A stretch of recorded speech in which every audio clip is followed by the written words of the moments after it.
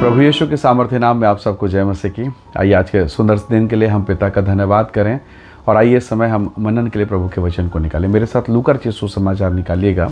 लूका रचित सुसमाचार अध्याय 15 उसका वचन 20 यहाँ इस प्रकार से प्रभु के वचन में लिखा है। तब वह उठकर अपने पिता के पास चला। वह भी दूर ही था कि उसके पिता ने उसे देखकर तरस खाया और दौड़कर उसे गले लगाया और बहुत चूमा। Praise the Lord, hallelujah. परमेश्वर के लोगों, उड़ाऊ पुत्र की कहानी आप सबको पता है।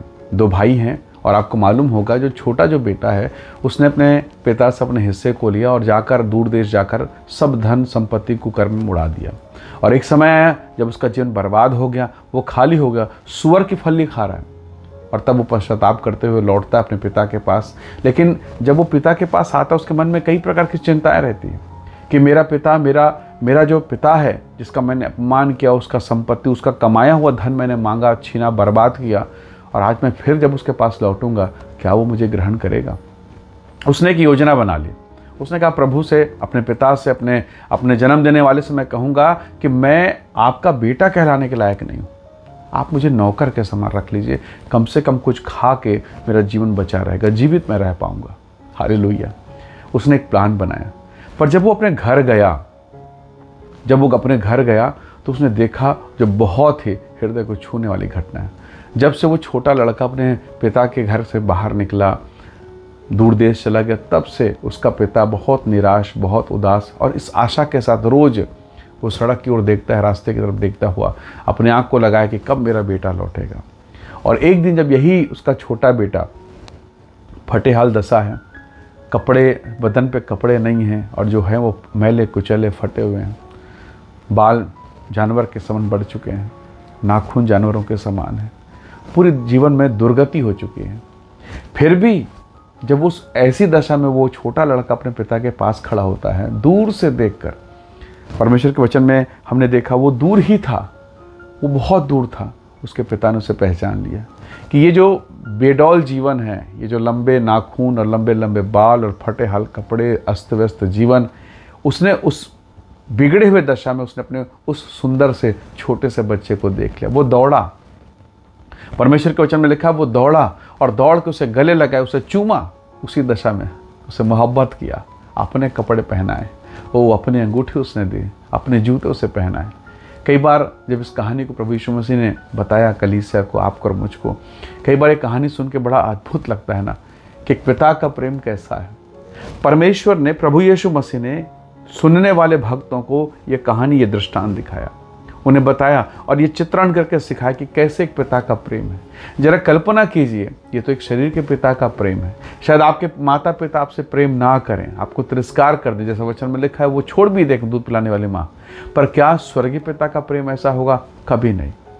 परमेश्वर के नज़रों में हो सकता आपने पाप किया हो, आपने आशीष पाने का कुछ गलत काम किया, शराब में, व्यभिचार में, नाना प्रकार गंदगी में चले गए, हो सकता है कई महीनों तक आपने ऐसा किया।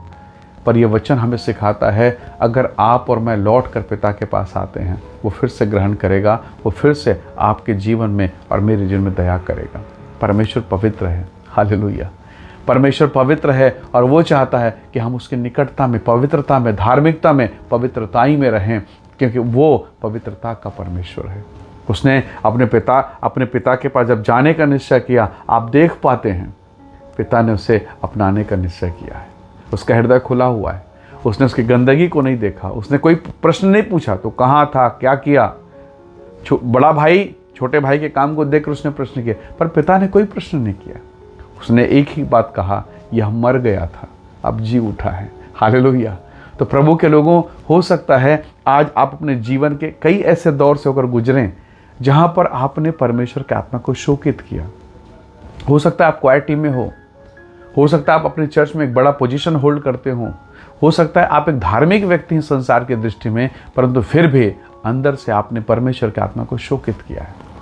कोई नहीं जानता आप क्या कर रहे हैं, कैसा जीवन बिता रहे हैं, आप अंधेरे में, अकेले में क्या कर रहे हैं, कोई नहीं जानता, केवल परमेश्वर जानता है और आपका आत्मा। और इसीलिए अगर आपका आत्मा शोकित है, आज अकेला महसूस हो रहा है और आपको मालूम है कि आपने परमेश्वर के आत्मा के विरोध में काम किया है, तो अभी लौटने का मौका है, अभी पिता के पास दौड़ने का मौका है, ताकि वो फिर से आपको उठाए, आपको ऊंचा उठाए और अपनी महिमा को प्रकट करे। हालेलुया। उसका हृदय बहुत बड़ा है। आइए आज के दिन में हम पिता के चरणों पर लौट कर पिताजी फिर से मैं अपना जीवन आपको दे, और निस्संदेह परमेश्वर का आत्मा आपके जीवन में काम करेगा और वो आपको उठा के खड़ा कर देगा। हालेलुया। प्रभु के वचन में लिखा है, धर्मी अगर 7 बार गिरे प्रभु उठा के खड़ा करेगा। हालेलुया। वही परमेश्वर आपको फिर से खड़ा करेगा। आप निराश नहीं होना, उसकी खुली बाहें हैं जो आपकी ओर अभी भी फैली हुई है। हालेलुया। आइए दुआ करें। प्रेमी अनुग्रहकारी स्वर्गीय पिता, मेरे प्रिय भाई बहनों के जीवन को, इनके परिवार को मैं आपके हाथों में सौंपता हूँ। हर वो बात जो इन्हें परमेश्वर आपसे दूर कर चुकी है, यीशु के नाम से इनके जीवन से दूर हो जाए पिता, और आप इन्हें ब्लेस करें, इन्हें आशीषित करें और इन पर दया करें, और फिर से आपकी कृपा इनके जीवन पर हो। आपके वचन के अनुसार आप इन्हें उठाएं, ऊंचा उठाएं, और इनके जीवन के द्वारा प्रभु तेरा नाम महिमा पाए। धन्यवाद, आपने प्रार्थना को सुना। प्रभु यीशु के सामर्थी नाम से मांगते हैं, आमीन आमीन। प्रभु आप सबको बहुत ऐसे आशीष दे। परमेश्वर का अनुग्रह आप सबके साथ हो।